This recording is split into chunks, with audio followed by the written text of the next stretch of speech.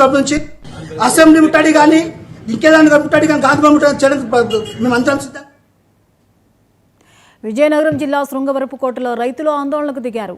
జిందాల్కు భూములు ఇచ్చిన రైతులను ప్రభుత్వం పట్టించుకోవడం లేదని ఆవేదన వ్యక్తం చేశారు.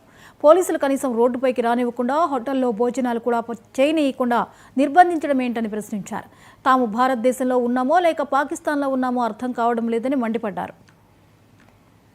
పోలీసులు తీరుని ఖండించాలి, పోలీసులు తీరుని ఖండించాలి, పోలీసులు తీరుని ఖండించండి, పోలీసులు తీరుని ఖండించండి. పోలీసులు వెంటనే జెండాలను అరెస్ట్ చేయాలి, పోలీసులు వెంటనే జెండాలను అరెస్ట్ చేయాలి, పోలీసు అత్యుత్సాహాన్ని ఖండించండి.